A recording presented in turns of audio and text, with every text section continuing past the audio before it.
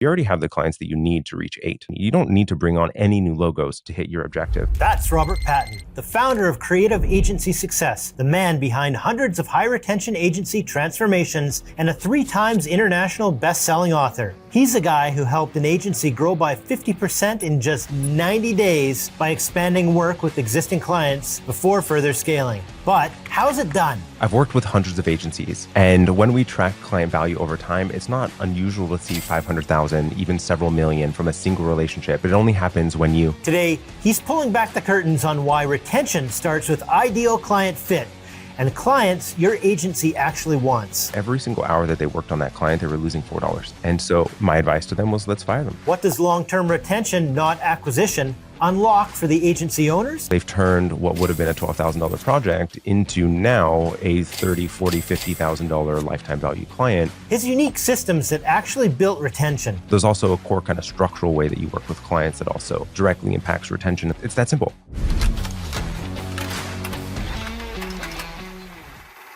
You've talked about, being able to, or having to fire up to $2 million worth of clients that were misaligned. And, you listed a couple of things there, but let's itemize, like some of the filters that you use in order to make these decisions. Early signals are, scope creep, that they're not respecting your boundaries.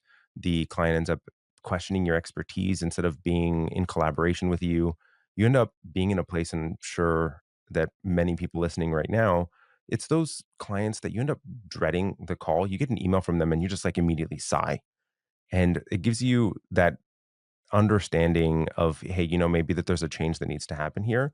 And that misalignment between what the client's looking for is that idea of, I want something great, I want something cheap, and I want something fast. It's like the reality is that that's not true. That's not something that you're going to be able to accomplish. And that expectation isn't real.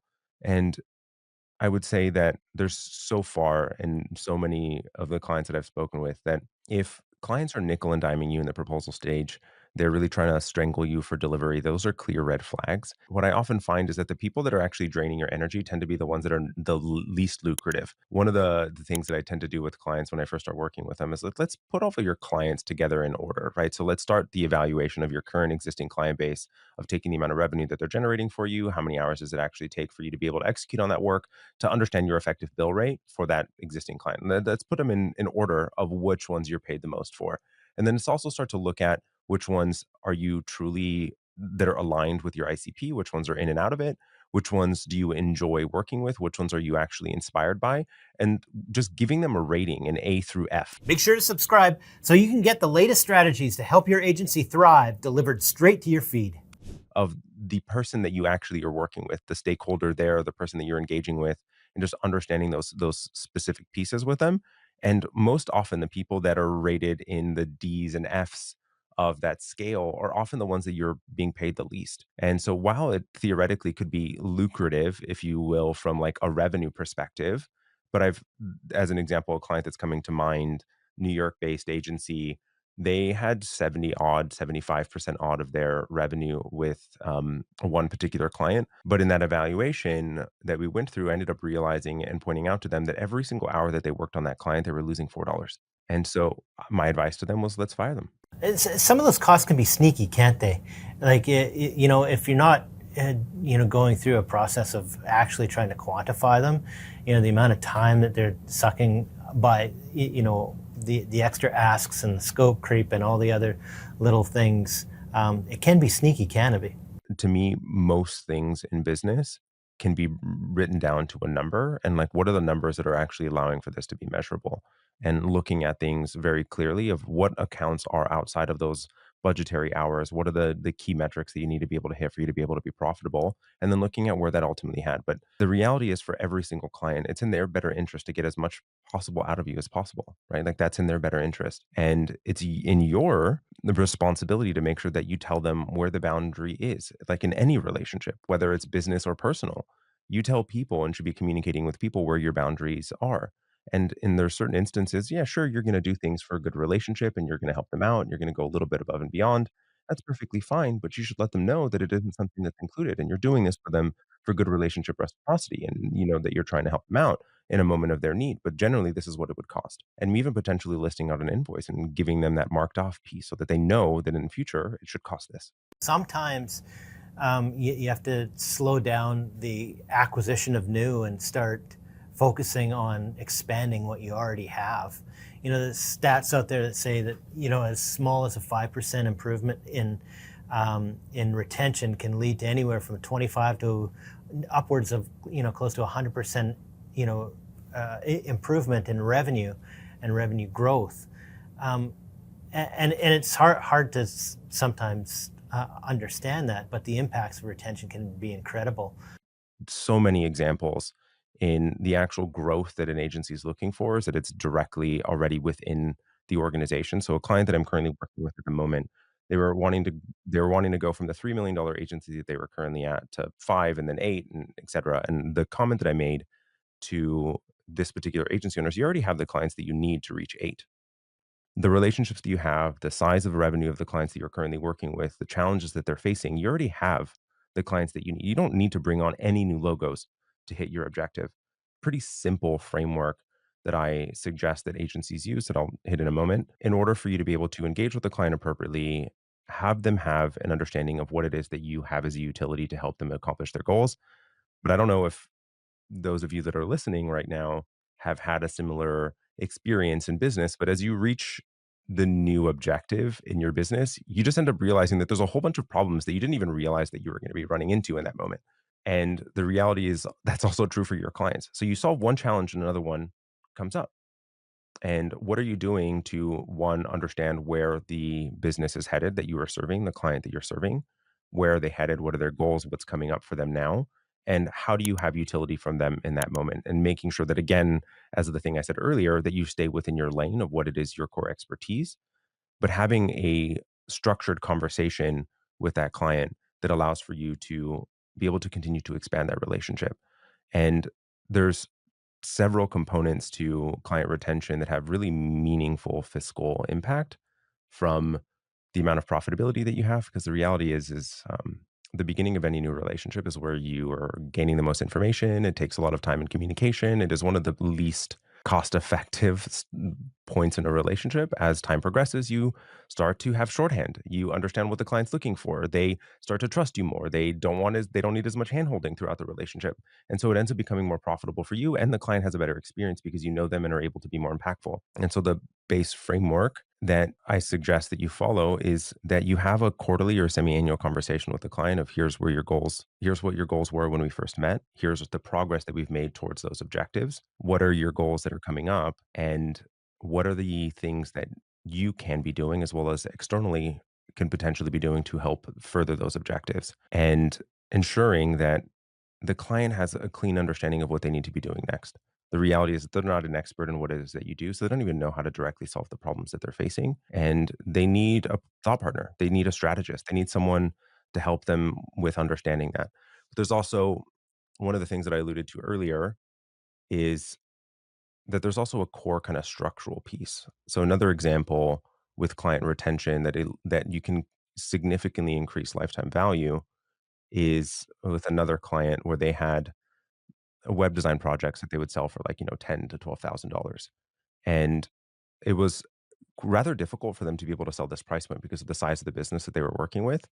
And so I suggested to this client that maybe we structure the deal a bit differently and let's structure it more as a retainer and have the initial price point be significantly lower and let's call it $1,000 to $1,700 a month. They had several packages that were in that range.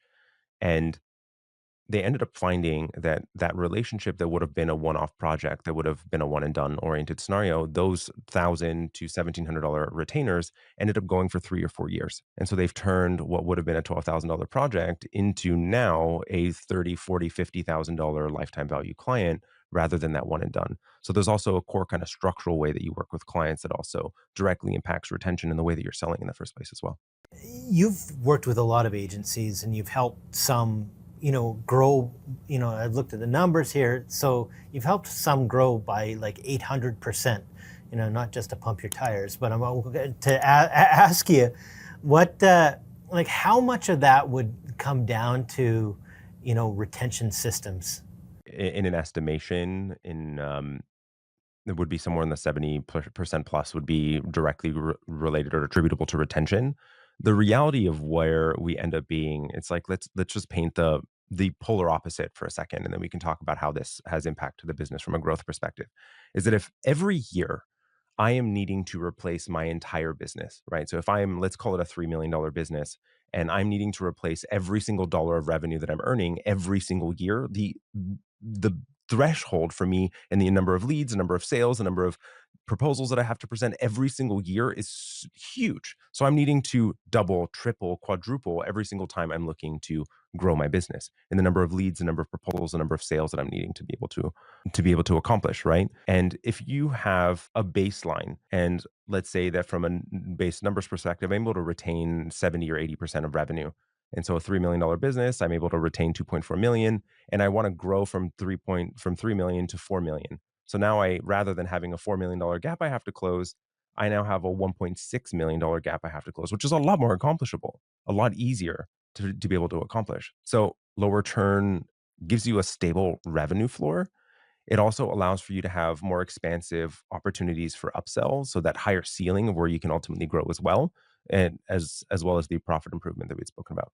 So retention and expansion go hand in hand, and I wanted to start shift a little bit and talk to you about business reviews to Mhm. uncover revenue opportunities. That story that you're mentioning was the one that I was alluding to earlier, that change in that core kind of product. And so the way that we went about this system in the first place, right, is we did a lot of thinking to begin with of what exactly is going on within the business that we are serving, what it is exactly that we have as a problem that the client's having. And so how exactly are they being sold? What exactly are we doing as this initial utility to help them accomplish their goals?